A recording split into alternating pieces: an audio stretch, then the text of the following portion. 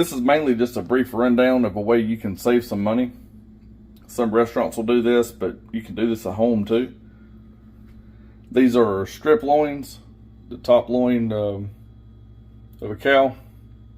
It's what the New York strips cut from.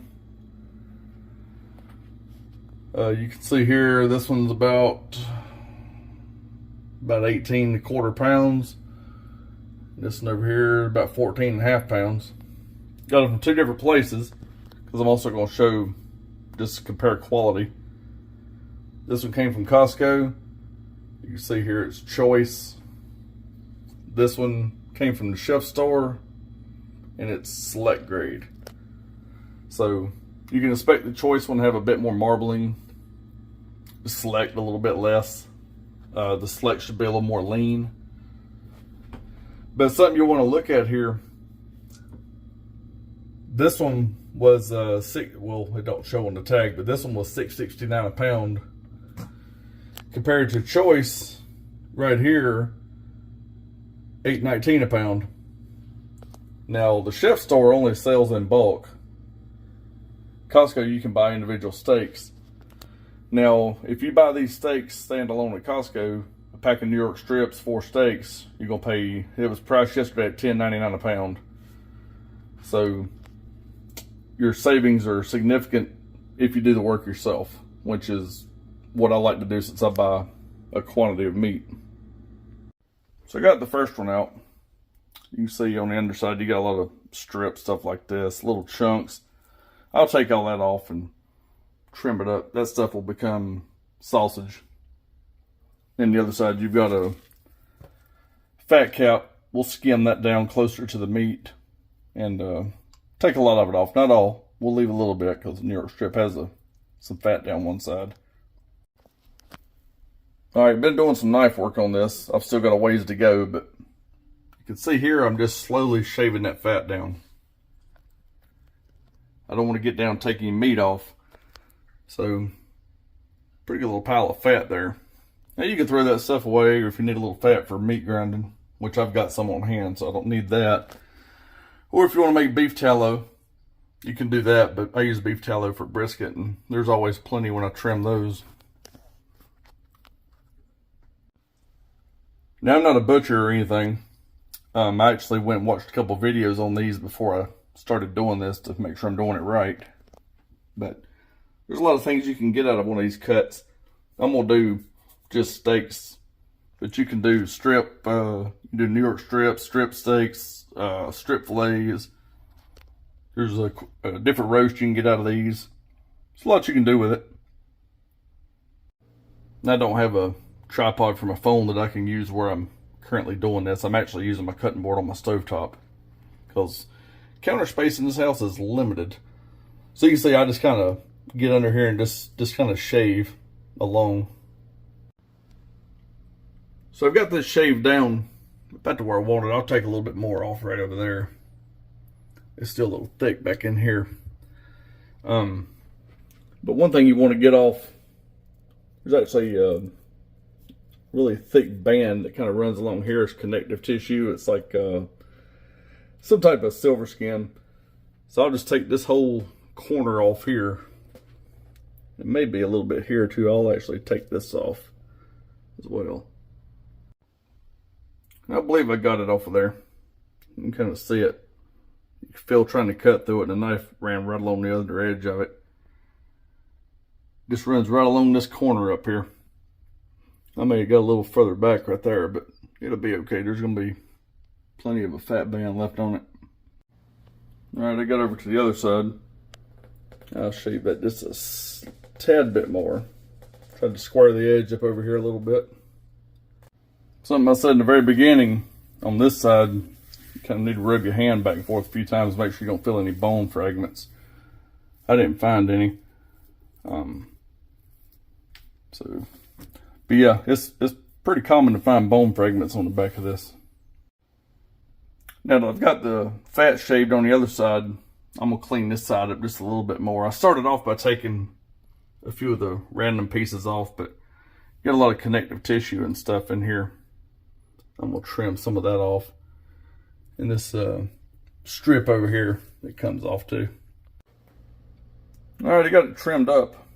Now what I did here is I took off the end to make a good face. Same here, that's the chunk that came off.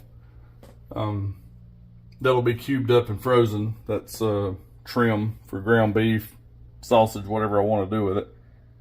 And now I'll just cut these into 1.5 inch, 1/4 steaks. All right, ended up getting 10 out of that. These are about 1.5 inches thick, and this is from the select steak. I can see reasonable marbling in there. Not bad for $6.69 a pound. All right, here's the second one out here. 18 1/4 pounds. This one is a choice. We'll start off by working this side first. Again, I'm just going to rub my hand over, see if I find any bone fragments or anything. I don't feel anything. And make sure you rub your hand over it, because just because you can't see it don't mean it's not there. I don't feel anything. So I'm going to take some of this connective tissue off of this side. Any rough bits will trim, and then start working on the fat. When you're trimming this connective tissue off, that's unusable scrap. You don't, that stuff there, that's really tough. You don't want to keep that. Pieces like this, little tags, little fat or something, but this stuff here, just like webbing, that stuff's real tough. That's not gonna render down good, especially with a hot cook, like you're gonna do a steak. If you're gonna smoke something like that, then it'll break down that collagen and stuff, but you're not gonna do that on a grill or a cast iron pan when you're trying to sear a steak. So you want to get that stuff out of there. Try to show you the difference in like silver skin, which is something that you'll find like on the back of ribs, a membrane, and this thick connective tissue. This is a Dow Strong. It's an extremely sharp knife, but you look, see that? That's some tough stuff. You don't want to be chewing on that. So we'll cut all that out. All right, now one of the guys I was watching on YouTube before I turned this over, you know, he shows about taking this strip here off, which I'm going to do, and I took it off the other one. He found another seam somewhere that ran along the middle and actually opened this thing up some and was able to shave a good bit of meat with the connective tissue off. And you can get some other connective tissue inside of it. And he also, the way he did his, the fat cap, he actually pulled the thing off in like 3 big pieces. I don't want to dig into some meat, so that's why I went a little slower with mine and just kind of shaved it down. And I watched 2 other guys that did the same thing.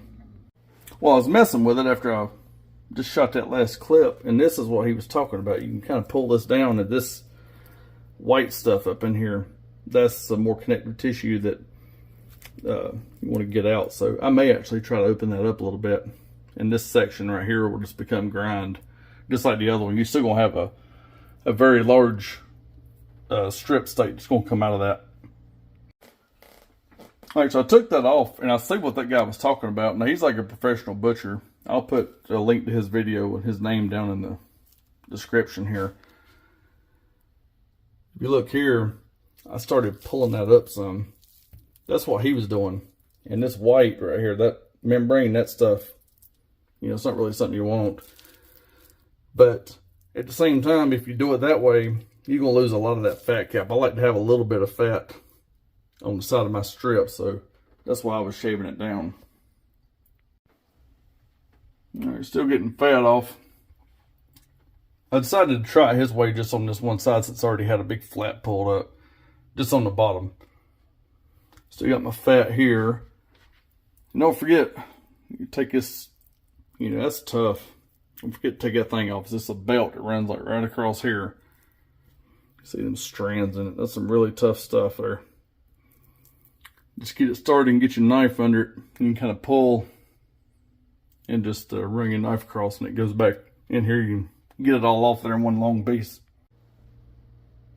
All right, second one's done.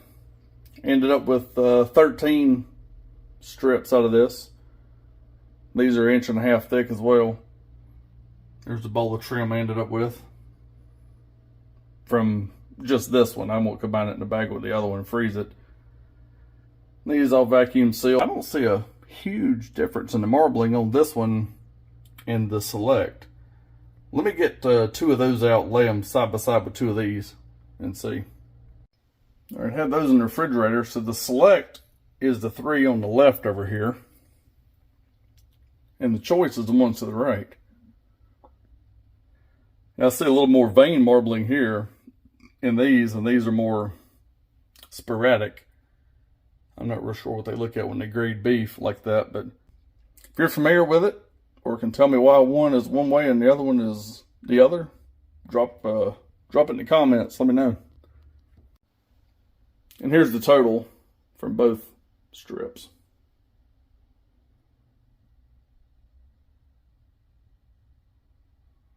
I don't think I hacked them up too awful bad. Be a amateur butcher here, trying to save a little money. Definitely leaps and bounds cheaper than buying it pre-cut in the store. And selling these things up in 2s and 3s.